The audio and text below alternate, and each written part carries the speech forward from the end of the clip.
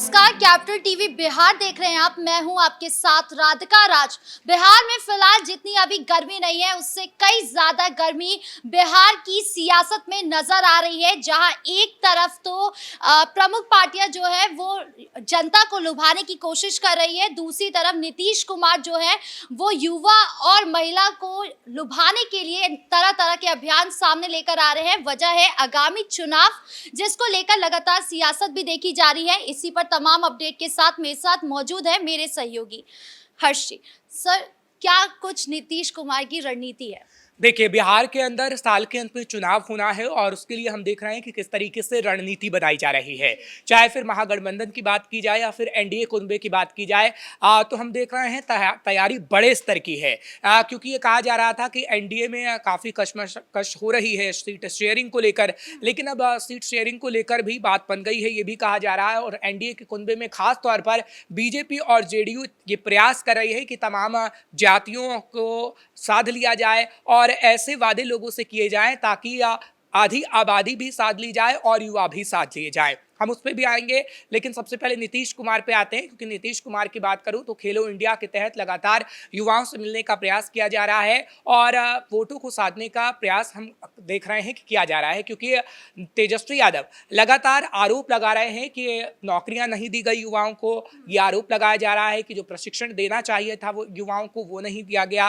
और जिस तरीके से भर्ती प्रक्रिया पर भी सवाल उठाए गए थे तेजस्वी यादव की तरफ से, वो कहीं ना कहीं ये दर्शा रहा था कि तेजस्वी यादव ये बताने की कोशिश कर रहे थे कि जब तक वो मुख्यमंत्री रहे बिहार सरकार में, तो उन्होंने किस तरीके से युवाओं को नौकरियां दी, जो वो लगातार बताते भी रहे हैं कि 17 महीने में कितनी नौकरियां हमने बिहार की युवाओं को दी है। और नीतीश सरकार को कटघरे में वो खड़ा करते रहे हैं और ये कहते रहे हैं कि चाचा नौकरी नहीं देते युवाओं को।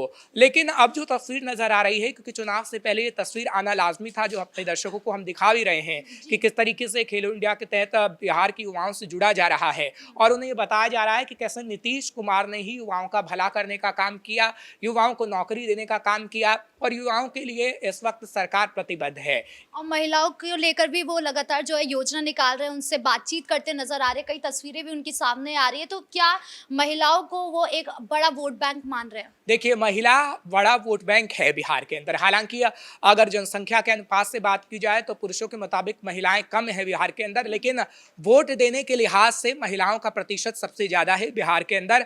पुरुषों से ज्यादा संख्या में महिलाएं वोट करती हैं और उसी को साधने के लिए कहीं ना कहीं नीतीश कुमार ऐसे प्रशिक्षण शिविर महिलाओं के लिए चला रहे हैं, जो कहीं ना कहीं आगे आने वाले समय में कारगर साबित हो सकते हैं। नीतीश कुमार की बात करें तो क्या उनको अपनी कुर्सी का इतना डर है कि वो इस तरीके के अभियान सामने लेकर आ रहे हैं? उनकी कुर्सी कहीं खतरे पर तो नहीं है? देखिए, कुर्सी का डर तो आप नहीं कह सकती, लेकिन आप ये जरूर कह सकती हैं कि नीतीश कुमार ने ऐसे पैंतरे जरूर अपनाए हैं जो आगे आने वाले समय में उन्हें फायदा पहुंचा सकती है। महिलाओं की अगर जहां तक मैं बात करता हूं तो हमने देखा है, चाहे फिर हरियाणा हो, महाराष्ट्र हो या फिर मध्य प्रदेश हो, किस तरीके से महिलाओं के लिए योजना चलाई गई, महिलाओं के खातों में पैसे डाले गए, जिसके बाद हमने देखा है कि कैसे महाराष्ट्र के अंदर सरकार बनी है बीजेपी की और उसके बाद हरियाणा के अंदर बीजेपी की सरकार बनी। मध्य प्रदेश के अंदर भी ये तस्वीर देखिए। हालांकि इससे हट के झारखंड में आप देख लीजिए, हेमंत सोरेन की तरफ से जिस तरीके से महिलाओं के खाते में पैसे की बात कही गई और डाले गए, उसके बाद उनकी सरकार बन गई। तो आप ये कह सकते हैं कि महिलाओं को साधने का प्रयास हर एक पार्टी करती है। और केंद्र सरकार ने भी हमने देखा, जिस तरीके से चुनाव हुआ था लोकसभा का, तो आधी आबादी की बात की गई। और राष्ट्रीय राजधानी दिल्ली में भी आप देखिए कि राष्ट्रीय राजधानी दिल्ली में भी जब विधानसभा चुनाव हुआ तो कैसे 2500 रुपये देने का वादा बीजेपी की तरफ से किया गया और वो कहीं ना कहीं कारगर साबित हो गया। तो बिहार के अंदर भी वही स्थिति हम देख रहे हैं और बिहार के अंदर जो तो तस्वीर नजर आ रही है, वो कहीं ना कहीं ये दिखाती है कि नीतीश बाबू एक बार फिर सत्ता की कुर्सी पर विराजमान हो सकते हैं। वो ऐसी तस्वीर मैं आपको बता दूं कि जब वो मंच पर पहुंचते हैं तो महिलाएं उनके पैर छूने लगती हैं। हाँ, बिहार में आप ये कह सकते हैं कोई कैश वाला फॉर्मूला नीतीश कुमार नहीं अपना रहे हैं कि हम आपके खाते में पैसे डाल देंगे। वो प्रशिक्षण वाला जरूर फॉर्मूला अपना रहे हैं और महिला सशक्तिकरण की बात कर रहे हैं, जो ये बता रहा है कि ऐसी बात नहीं है कि प्रशिक्षण नहीं दिया जा रहा महिलाओं को नीतीश बाबू की सरकार में और महिलाओं को मजबूत नहीं किया गया है नीतीश कुमार की सरकार में और उसी का लाभ कहीं ना कहीं नीतीश कुमार को मिलता रहा है।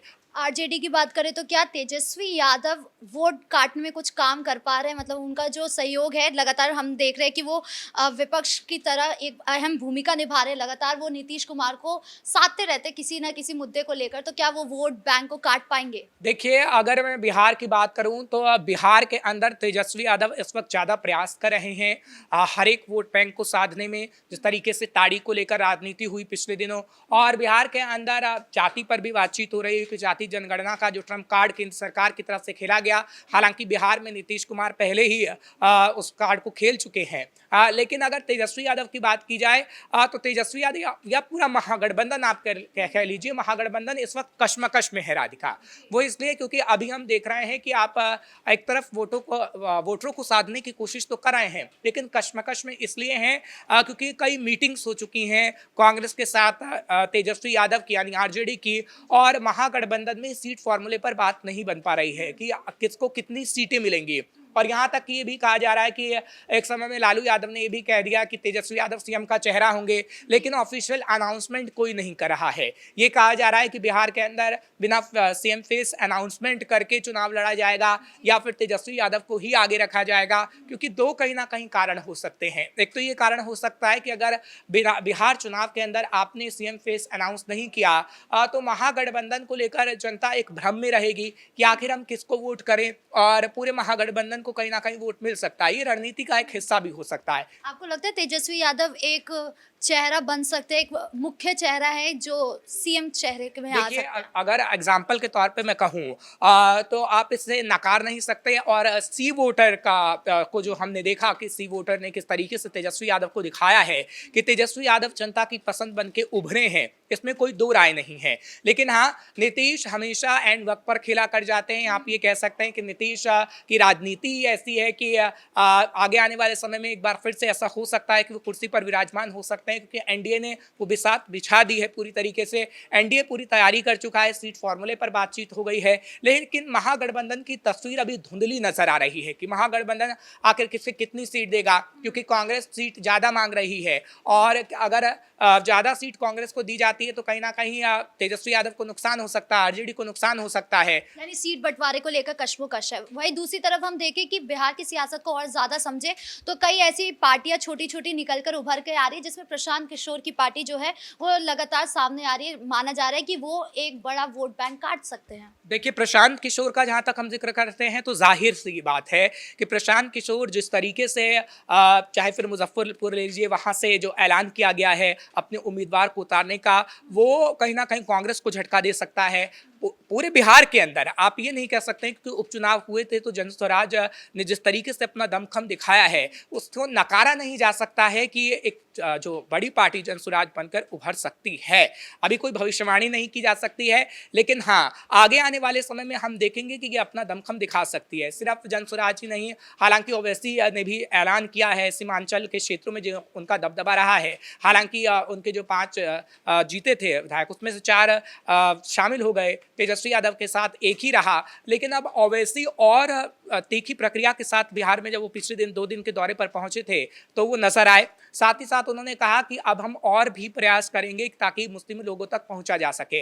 अब जो जाति वर्ग का जो हिस्सा है वो कहीं ना कहीं बढ़ता हुआ नजर आएगा। लेकिन तेजस्वी यादव अभी कश्मकश में है। तेजस्वी यादव सीट बंटवारे के फॉर्मूले को अभी देख रहे हैं कि किसको कितनी सीट देनी है, और सबसे ज्यादा जो हम देख रहे हैं कि कश्मकश है वो कांग्रेस और आरजेडी के बीच ही है कि आखिर कांग्रेस को कितनी सीटें दी जाएं, क्या कांग्रेस को 40 सीटें दी जाएं या फिर उससे कम सीटें दी जाएं, क्योंकि अभी कांग्रेस की 7 बैठक हो चुकी है, तेजस्वी यादव की कई बार बैठक हुई है, बैठक में बात नहीं बन पा रही है। और अगर ऐसे ही कश्मकश हम देखते आए तो बिहार की राजनीति में कहीं ना कहीं हम देखेंगे कि आरजेडी जो चाहती है वो नहीं हो पाएगा। इसी कश्मोकश का फायदा क्या नीतीश कुमार उठा लेंगे? बिल्कुल, नीतीश कुमार को इसका फायदा जरूर मिलेगा, क्योंकि नीतीश कुमार इतने माहिर हैं सत्ता में। आपने देखा है कि किस तरीके से पलटी भी मार लेते हैं, लेकिन जब सत्ता बनाने की बात आती है तो किस तरीके से वो रणनीति पर काम करते हैं। लेकिन अभी एनडीए के कुनबे में कोई कश्मकश नहीं है। सीट फॉर्मूले पर पूरी तरीके से बात बन चुकी है। और जहां तक मैं बात करूं चिराग की, तो चिराग का जिम्मा बीजेपी को सौंप दिया गया है, क्योंकि चाचा की चिराग से बनती नहीं है। और दिल्ली में चिराग के साथ मीटिंग भी हुई है सीट फॉर्मूले को लेकर के, कितनी सीट देनी है कितनी नहीं देनी है उनकी पार्टी को। फिलहाल आप ये कह सकते हैं कि एनडीए के कुनबे में सब कुछ ठीक ठाक इस वक्त लग रहा है, लेकिन महागठबंधन के कुनबे में थोड़ी जो कश्मकश है वो कहीं ना कहीं नुकसान पहुंचाएगी। इस मुद्दे पर तमाम अपडेट देने के लिए आपका बहुत बहुत धन्यवाद। यानी कुल मिलाकर जो है नीतीश कुमार की रणनीति तैयार है आगामी चुनाव को लेकर, वहीं दूसरी तरफ महागठबंधन में वोट बंटवारे को लेकर, सीट बंटवारे को लेकर जो है लगातार कश्मकश देखी जा रही है। ब्रेकिंग न्यूज में इतना ही। कैमरा पर्सन कुणाल के साथ मैं राधिका राज।